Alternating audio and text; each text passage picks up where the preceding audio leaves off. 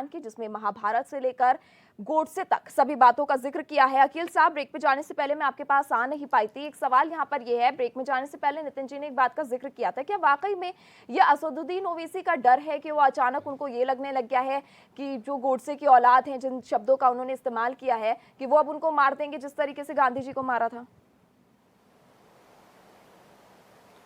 नहीं, देखिए इरम जी, सबसे पहले तो मैं पिछड़ा मुस्लिम मोमिन समाज संगठन की तरफ से आप सभी अहले वतन को यौम आज़ादी की पुरखुलूस दिली मुबारकबाद देता हूं।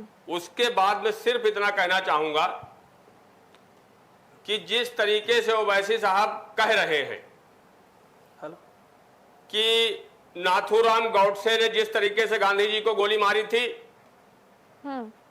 और नाथूराम गौडसे की औलादें घूम रही हैं, तो उन्हें बिल्कुल क्लियर कर देना चाहिए कि कौन यहां पर नाथूराम गौडसे की औलाद है और किन लोगों से उनको खतरा है। जहां तक बात उनके अपने मामले कुछ भी हो सकते हैं, लेकिन हिंदुस्तान का 90 क्या 95% से ज्यादा मुसलमान एक देश एक कानून एक संविधान की बात सोचता है।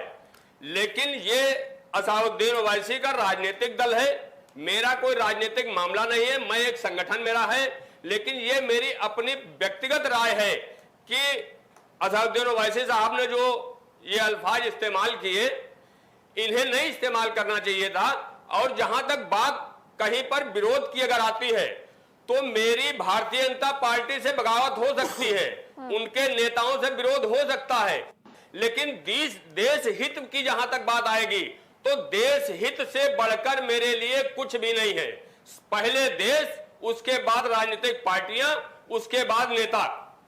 क्योंकि जब देश रहेगा तो हम आप सारे लोग अमन चैन के सुकून से यहां रहेंगे। जब देश नहीं रहेगा तो फिर ना हम सही सलामत रह पाएंगे, ना हिंदुस्तानी आवाम रह पाएगी, ना असदुद्दीन ओवैसी रह पाएंगे, ना अन्य कोई रह पाएगा। तो सबसे बड़ी चीज है धारा 370 की बात और धारा 35A की बात वहां हो रही है। तो जहां पर हमारे हिंदुस्तान के प्रधानमंत्री आली जनाब नरेंद्र मोदी साहब ने क्या सोचा, अपने मन में क्या विचार लाए, उनके कैबिनेट के लोगों ने क्या सोच करके वहां पर कश्मीर के अंदर हिंदू भी हैं, मुस्लिम भी हैं, सारे लोग हैं, लेकिन अब वहां पर जहां जिस तरीके से धारा 144 लागू की गई, अब कानून व्यवस्था सुरक्षा व्यवस्था की दृष्टि से वहां पर जो भी किया गया वो मेरी समझ से बिल्कुल सही था। लेकिन अभी रजा साहब कह रहे थे कि 2 दिन पहले ईद उल अजहा का त्योहार जी बहुत ही इत्मीनान और सुकून से लोगों ने वहां पर मनाया। किसी तरह की कोई छुटपुट चीजों को छोड़ दीजिए कि हर जगह पर कोई न कोई किसी न किसी तरह के लोग खराब होते हैं, क्योंकि हाथ में अगर 5 उंगलियां होती हैं तो इनमें पांचों बराबर नहीं है। जहां तक सेकुलरिज्म की बात है, तो सेकुलरिज्म की जहां तक बात आती है, उससे आगे हमारे लिए सबसे पहले देश है, उसके बाद संविधान। इन्हीं सब चीजों को मैं ध्यान में रखते हुए आगे एक चीज सिर्फ ये कहूंगा कि हिंदुस्तान के प्रधानमंत्री जनाब नरेंद्र मोदी साहब ने जो फैसला किया है, तो उन्होंने सबका साथ, सबका विकास, सबका विश्वास में लेने की बात सेंट्रल हॉल में कही थी। क्योंकि हो सकता है उसी के अपने कहे हुए शब्दों पर प्रधानमंत्री जी अपना विचार किए हो, क्योंकि हिंदुस्तान के अंदर एक देश एक संविधान एक कानून होना चाहिए। जी ठीक है रजा जी, अभी जो लोग हैं खासतौर पे असदुद्दीन ओवैसी हो या राहुल गांधी, प्रियंका गांधी, बहुत ऐसे नेता हैं जो इस वक्त सरकार के इस फैसले की आलोचना कर रहे हैं, उसके ऊपर सवाल उठा रहे हैं। क्या ये कहा जाए कि वो लोग हैं जो इमरान खान है, पाकिस्तान है, उनके एजेंडे को आगे ले जा रहे हैं? अरे भी कांग्रेस के राहुल गांधी के लिए सतपाल मलिक जो वहाँ के गवर्नर हैं, उन्होंने साफ साफ कहा कि राहुल जी मैं आपको चार्टर्ड प्लेन भेजता हूँ, आप उस पे आइए, बैठ के कश्मीर की हालत देख लीजिए, यहाँ कितने लोग अमन चैन से रह रहे हैं। साफ साफ कहा।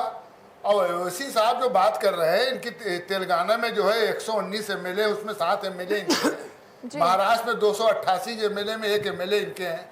लोकसभा में 545 में 2 एमपी हैं, राज्यसभा इनके हैं नहीं।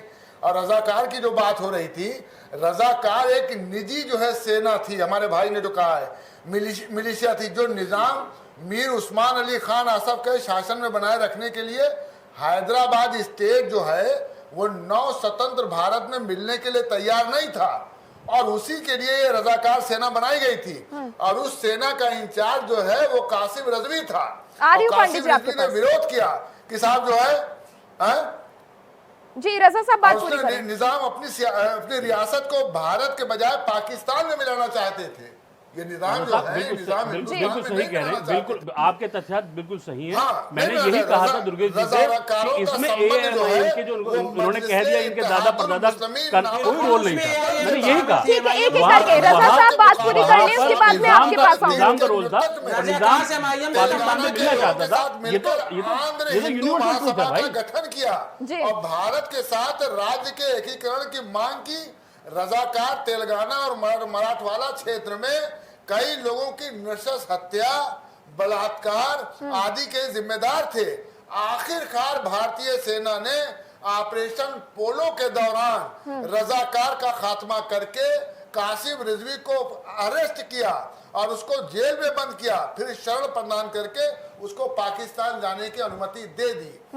ये जो लोग वहां के हैं, इनको समझना चाहिए, कोई चीज जो सुधरती है, बच्चे को हम सुधारते हैं तो या तो खौफ से या शौक से। तो पहले कश्मीर के अंदर आतंकवादियों का खौफ था, लेकिन इस प्रजातंत्र सरकार है, इस सरकार ने वहां वो खौफ नहीं दिया जो आतंकवादियों का खौफ था कि काट डालो मार डालो। सरकार ने खौफ दिया कि पुलिस खड़ी है तुम्हारी सुरक्षा में, सेना खड़ी है तुम्हारी सुरक्षा में, हम तुम्हारे साथ हैं। 370 हमने हटाया है तुम्हारी खुली आजादी के लिए।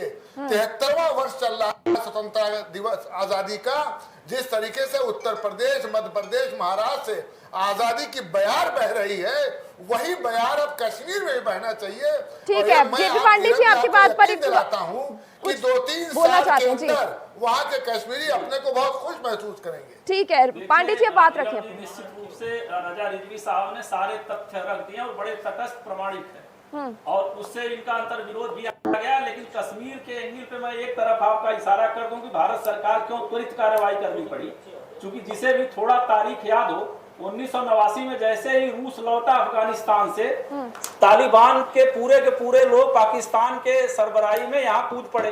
ट्रंप साहब से इमरान की वार्ता हो गई है, अगर अंतरराष्ट्रीय परिस्थिति पे थोड़ा भी ध्यान कोई रखता हो। आज नहीं कल अमेरिका लौटेगा, और लौटने के बाद जो 370 के तहत सुरक्षा प्रबंध होते हैं, जो स्थानीय मतलब सरकार है, उसके जो हकूक है या स्थानीय नागरिक दबाव में, लालच में या जो भी कारण से, वो उनके प्रवेश का मार्ग प्रशस्त हो जाता। 89 की पुनरावृत्ति होते होते बची है। ये हमारी सरकार की त्वरित कार्यवाही का एक एंगल वो भी है। अब चूंकि सबको बराबर हकूक मिल गए, हमारी para military force, central force जो है केंद्र से निर्देशित होगी, और जो बाहर के कम से कम घुसपैठिया। मैं एक चीज और बता दूं कि स्थानीय कश्मीर के बारे में ये लोग ज्यादा जानते होंगे, हमारे मुस्लिम स्कॉलर भाई भी, वो शेख नूरुद्दीन ऋषि की जमीन है। सूफी दरवेशों में वो एक ऐसा दरवेश था जिसको ऋषि कहा जाता था। वहां के स्थानीय मुसलमान बड़े ही रचनात्मक सौहार्द वातावरण में है। ये खेल बिगाड़ने का काम पाकिस्तान प्रशिक्षित कुछ बहावी तंजीमों के लोग हैं। करगिल में पूरा सिया भाई हैं, वो वतन परस्त हैं। घाटी में बड़े अच्छे लोग हैं। हमें लगता है कि जैसे ही भारत के महान संविधान का वातावरण उन्हें मिलेगा, कश्मीर खुदा ने तो जन्नत बनाई ही है, वो मुख्य धारा में आएगा। आप याद करिए 1990 के पहले भारत में एफडीआई नहीं आती थी। एक हिंदू विकास दर के नाम से हम अपमानित होते थे दुनिया भर में। जब आज उदारवाद के तहत वहां क्रय विक्रय होगा, निवेश होगा, तो युवाओं को रोजगार मिलेगा। फिर ये पत्थरबाजों को पैसा दे दे के आतंकवाद का फोटो सेशन होता था, उनकी दुकान हो गई है बंद। अब तो ये उनकी प्रतिक्रिया है। और ओवैसी साहब के बारे में लास्ट कथन मैं कह दूं कि जिन्ना साहब कभी भी चुनावी राजनीति में आगे नहीं थे। पंजाब में, सिंध में, पेशावर में उन्होंने यही रणनीति अपनाई, मुसलमानों में फोबिया पैदा किया। 1937 के चुनाव में परिणाम देख लीजिए, और वो लास्ट में वही रणनीति अपना रहे हैं। भारत के सेकुलर मुसलमानों के दिमाग में जहर घोल रहे हैं, हिंदू फोबिया भर रहे हैं, लेकिन इन्हें मालूम नहीं है कि भारत दुनिया के सबसे सेकुलर। अच्छा पांडे जी, एक सवाल मेरा आपसे भी है, कामयाब होने नहीं जा रहे। ठीक है, एक सवाल मेरा आपसे, आप शायद बेहतर बता सकते हैं कि इस वक्त जम्मू कश्मीर के, खास तौर पे कश्मीर घाटी के हालात क्या हैं, क्योंकि अगर असदुद्दीन ओवैसी ने इस बात का जिक्र किया है कि सरकार वहां पर महाभारत छेड़ना चाहती है, इसीलिए धारा 144 लगाई हुई है, जैसे ही धारा हटेगी वहां पर हालात वैसे ही होंगे। कुछ भी नहीं होने वाला है, क्योंकि जो पत्थरबाजी को प्रोत्साहन करने वाले लोग थे उन पे नियंत्रण है, और निश्चित रूप से चूंकि घाटी 89 के बाद से जल रही थी, तो कुछ लोग जड़े जमाए हैं, वो चाहेंगे कि ऐसा कुछ हो कि अंतरराष्ट्रीय जगत में मैसेज जाए कि इनके साथ अन्याय हुआ है। लेकिन जाहिर सी बात है कि जो वहां का तरक्की ख्याल के लोग हैं वो बात समझते हैं, और इन 4 यारों ने पूरे घाटी पे संपत्ति कब्जा कर ली है, वेलफेयर फंड से अपना परिवार का वेलफेयर किए हैं, जो भी हमारी कल्याणकारी योजनाएं हैं वहां घाटी के युवकों को मिल नहीं पा रहे हैं। तो उनको अगर निचले स्तर पे प्रजातंत्र में सहभागिता चाहिए, विकास चाहिए, और भारत के महान लोकतंत्र से बुनियादी, क्योंकि अल्पसंख्यकों को सबसे बड़ा फंडामेंटल राइट भारत का संविधान ही देता है, कश्मीर का संविधान नहीं देता था, तो उनसे कुछ छीना नहीं हमने, जैसा रिजवी साहब कह रहे थे कि अब वहां बाहर आएगी, और आप जैसी तमाम प्रतिभाशाली मुस्लिम लड़कियां वहां की जो है आएंगी परिदृश्य से बाहर। अभी तो फिल्म में काम करती थी एक बेटी कश्मीर की, उस पर इतना प्रेशर पड़ा कि उसे ये कहना पड़ा कि हम इस्लाम से अलग हो रहे हैं। क्या मतलब पिक्चर में काम कर लेने से इस्लाम से अलग हो जाएगा? चलिए ठीक है, उस विषय पर नहीं आते, फिर वो अलग ही विषय है और फिर वो अलग चर्चा पे चले जाएगा। दुर्गेश जी, मैं पांडे जी की पहली बात पर आना चाहूंगी कि धारा 370 को लेकर जो लोग सरकार का विरोध कर रहे हैं, क्या ये कहा जाएगा कि वो आतंकवाद और अलगाववाद के समर्थक हैं? बिल्कुल, वो आतंकवाद और अलगाववाद के समर्थक हैं। कश्मीर बहुत प्राचीन काल से भारत का अभिन्न अंग है। यहाँ की जो अंतिम राजवंश था, ये महाराजा हरि सिंह वाला, वो भी डोगरे लोग थे। तो ये एकदम से कांग्रेस के द्वारा इम्पोज किया हुआ एक तरीके से इस्लामिक शासन जो उन्होंने वहाँ पर इम्पोज करने का प्रयास किया और अलगाववाद को भड़काया, बाहर से आयात किए हुए अफगानी कबायली लुटेरों का वहाँ राजनीति में डोमिनेशन बढ़ाया, यह बहुत निंदनीय प्रयास था। और वो सिर्फ इसलिए ताकि उनका एक वो सेफ सेंटर बना रहे वहाँ। और जहां तक रही बात 144 लाने, तो ये 144 पे इतना शोर पता नहीं क्यों मच रहा है। लखनऊ में अगर आप देख लेंगे, लखनऊ डिस्ट्रिक्ट में तो एक आध इलाके में 144 लागू हुआ, छोटी मोटी घटनाओं पे पुलिस 144 लागू कर देती है। तो इसमें अगर कश्मीर में 144 लागू, तो इसमें ऐसी कौन सी बहुत बड़ी बात है? नहीं, सवाल ये है ना दुर्गेश जी, शिवरात्रि पर, यात्राओं के मौके पर, अभी धारा 144 लागू, आप कह रहे हालात सामान्य है, लेकिन जब धारा 144 हटेगी उसके बाद क्या? लोग ये जानना चाहते हैं, विरोध कर रहे हैं, वो इस बात को लेकर विरोध कर रहे हैं। उसके बाद सेना है, प्रशासन है, पुलिस है, कानून है जी। वो सामान्य बनाएंगे स्थिति को, या तो भय से मानेंगे या फिर सहानुभूति से मानेंगे। जिससे मानेंगे उससे मनाया जाएगा। किसी की भी सहानुभूति के लिए देश की अखंडता से कोई समझौता नहीं किया जाना चाहिए। और सेना इसीलिए होती है देश में, सेना मनोरंजन करने के लिए नहीं होती है, सेना होती है देश की अखंडता और सीमाओं की रक्षा करने के लिए, उसका उपयोग किया जाएगा। 144 लगी है, और जो कहते हैं कि वहां सामान्य है हालात, तो 144 की लगी, 144 लगी है इसलिए हालात सामान्य है। आप क्या समझते हैं, जो अभी 2-3 महीना पहले रोज पत्थरबाजी होती थी, ISIS के झंडे दिखाए जाते थे, पाकिस्तान के झंडे दिखाए जाते थे। 2 साल पहले का एक वीडियो है, सेना के कुछ लोग जा रहे थे, उनके पास असॉल्ट राइफल्स थी और 4-6 वहां के कश्मीरी जवान उनको लाते मार रहे थे, उनका हेलमेट फेंक रहे थे। आप क्या समझते हैं, ऐसे लोगों को सहानुभूति से और प्यार से समझाया जाएगा? उनके लिए सेना है, अगर वो नहीं मानेंगे तो फिर सेना उनको अपने तरीके से समझाएगी। अब वो उनके लात नहीं मार पाएंगे और ना उनके हेलमेट फेंक पाएंगे। अब वो सरकार नहीं है, ना वो इच्छा शक्ति की कमी है।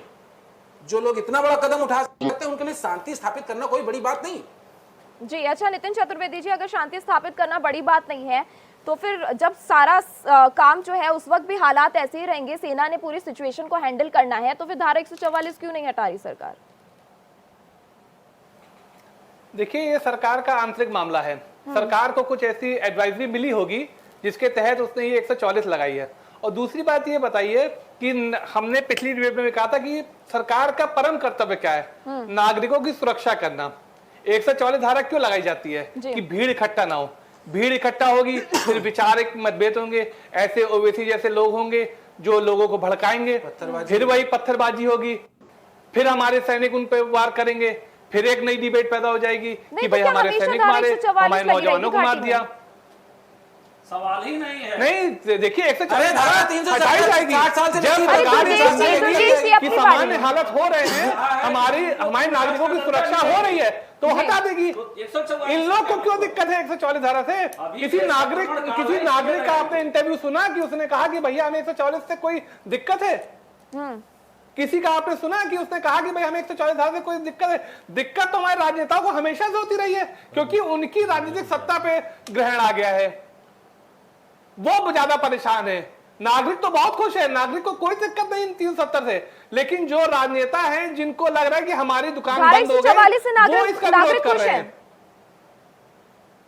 और क्या, क्यों नहीं खुश होंगे भाई? उनको क्या करना, उनको तो शांति मिल रही है। 4 लोग साथ में खड़ा नहीं हो सकते, घर से बाहर नहीं निकल पा रहे हैं, वो लोग खुश होंगे धारा 144 लगने पर?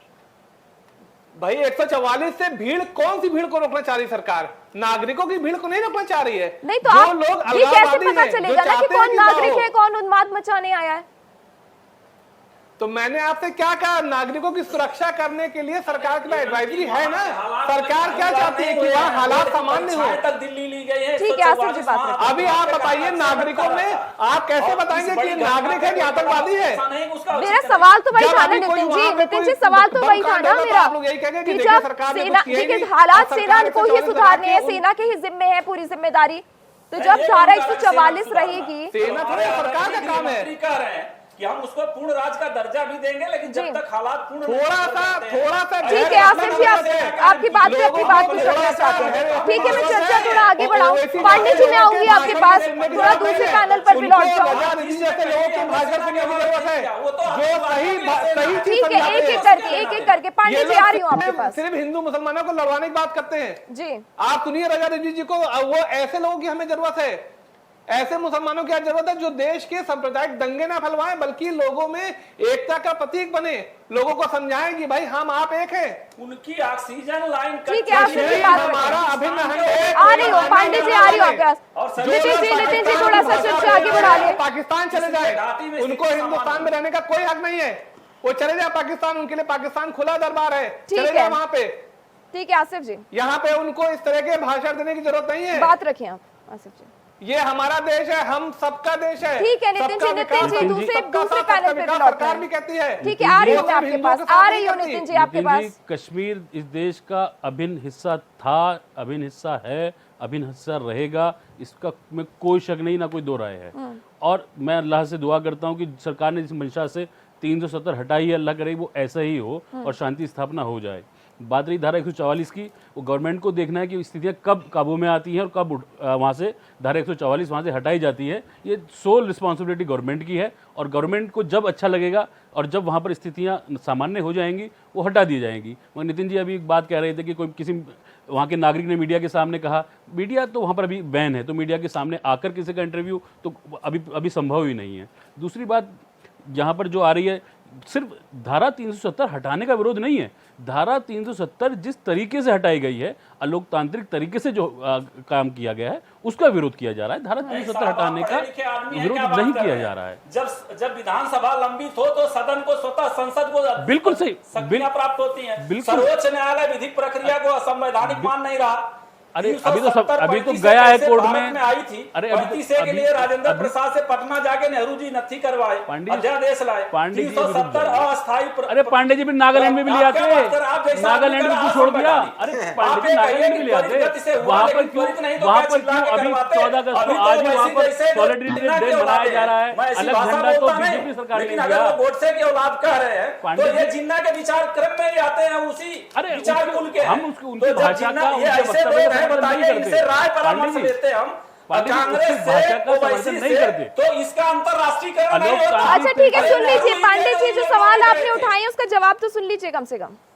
थोड़ी मैं आपसे कहना चाह रहा था कि अगर यही सब है तो नागालैंड की भी थोड़ी फिक्र कर लेते। अभी सॉलिडरिटी डे आज ही मनाया गया है 14 अगस्त को, अलग झंडा वहां पर अपना फहराया जा रहा था, और वो सब भी एनडीए गवर्नमेंट की ही देन है। तो ये सब विश्लेषण होते रहेंगे, ये आज की बहस नहीं है। कि 370 हटा अच्छा हुआ या नहीं हुआ। साहब जनजातीय दृष्टि से स्वायत्तता दी गई है 370 वहां तो वो 70 साल पहले भी एक दृष्टि से ही स्वायत्तता दी गई थी। जो आज आप इतिहास को जो बताया जा रहा है कि नेहरू की गलती थी, ये थी, वो थी, आप आज हम विश्लेषण कर रहे हैं ना, तो वो भी उस वक्त स्वायत्तता वहां के लोगों के भावना को देखकर ही दी गई थी। तो इसको अभी भविष्य के लिए छोड़ देना चाहिए कि ये अच्छा हुआ या गलत हुआ। और बात गॉडसे की औलादों जैसे शब्दावली को कोई समर्थन नहीं कर देगा, कोई भी समर्थन नहीं करेगा। अकील साहब अभी भी हमने चर्चा की है, हर कोई इस बात के समर्थन में नजर आ रहा है, और शायद ज्यादातर अगर नेताओं की बात करें या ज्यादातर अगर हिंदुस्तानियों की बात करें अकील साहब, तो ज्यादातर लोग 370 हटाए जाने के समर्थन में है। लेकिन फिर भी कुछ राजनेता ऐसे हैं जो इस बार में बार बार